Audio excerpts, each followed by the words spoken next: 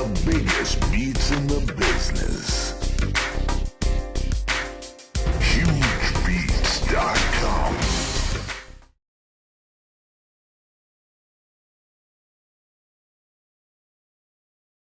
Word up, Huge from HugeBeats.com with a tutorial here about how to make your drums sound fat. Of course, talking P-H-A-T, not F-A-T, like some chick that you wouldn't want to end up dating. Haha, feel me? I'm going to be using parallel compression, also known as the New York compression trick. Here's a drum track, drum loop.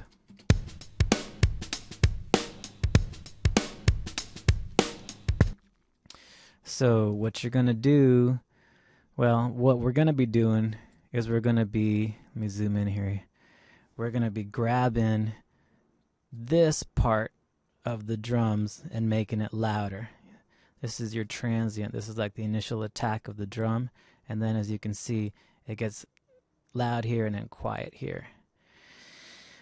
So we're going to take that middle, we're going to grab this middle, the body, the meat part of the drums, and make that louder. So I'm going to do it one way here to illustrate what's going on, and then show you a better way of doing it. Okay, so we're going to take this track, we're going to duplicate it. We're going to name this compressed drums. We're going to right click, we're going to go audio, bounce selection to make that an independent copy from this one. Alright, now I'm going to process this. Plugins, universal audio. I'm going to use the 1176 from Universal Audio. So here's the drums. So what you want to do, you want to set the attack time to the longest or slowest possible, which on this particular compressor it's all the way to the left, and then it might be the opposite on yours, and the release time as fast as possible, which in here would be all the way to the right. You want a high compression ratio. I'm actually going to shift click for the all buttons down feature that the hardware version has. I'm going to turn up the input, make it real hot so the needle's really going to be pumping. And you can hear it kind of distorting and pumping. Turn this down a little so you don't clip it, just process it. So now you can see, let me make this a different color. Shift, roll my mouse. Okay, so now you can see that it took this and it made it louder than the original one. But what it also did was squash the transient. See how it's not as pronounced as this one. Alright, so now you have this track.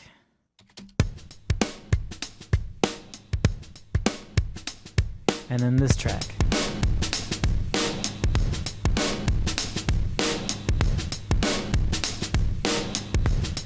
And the other one.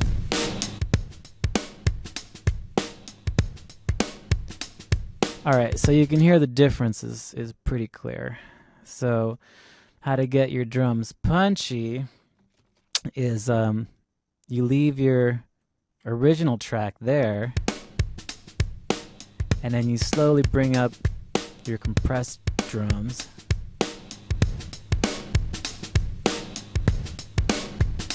And you kind of have it sitting underneath the original drum track.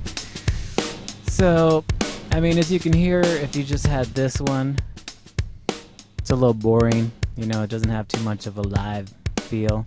With this one, you can really hear it. I'm going to turn that one down. With the compressed one, you can hear the room more.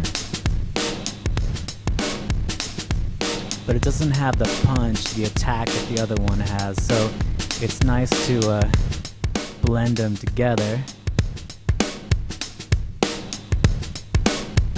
So you have the attack of the first original track, but then you have the thick fatness of the compressed track.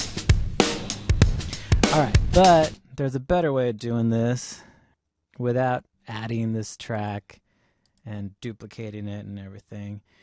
Okay, what you're going to do is you're going to add a group track. Open that up. You're going to insert a compressor. I'm going to use the same one. Again, you want the slowest attack, the quickest release. Pretty high ratio. I'm going to shift click for the all buttons down mode. A lot of input. Turn down your output a little bit.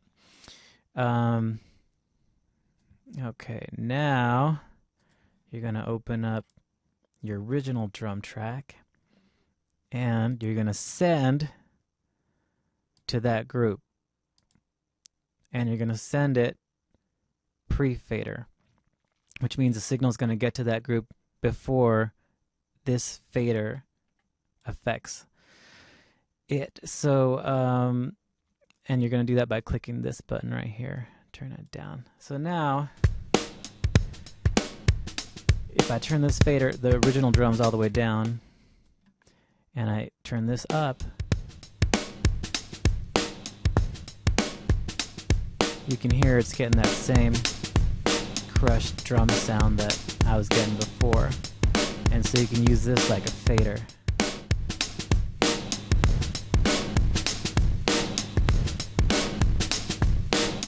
So you bring up your original drums, slowly bring this up to taste.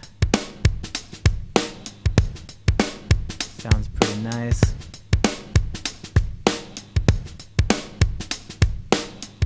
And then there you have your parallel compression going on.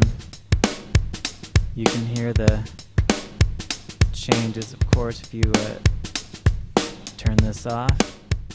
That's your original drum track, and then this is with the compressed drums added in.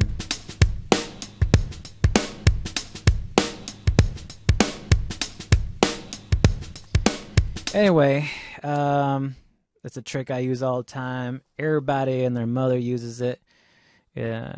So check it out. Try it on your stuff. You can do it on individual tracks. It's great for just your snare or just your kick track. Also, as well as, the room mics if you have a real drum set or just your drum loops. If you have any questions about it, just post them. Don't forget to subscribe. Like me on Facebook, check out my blog on my website, hugebeatz.com, etc., etc., etc. Thanks for listening.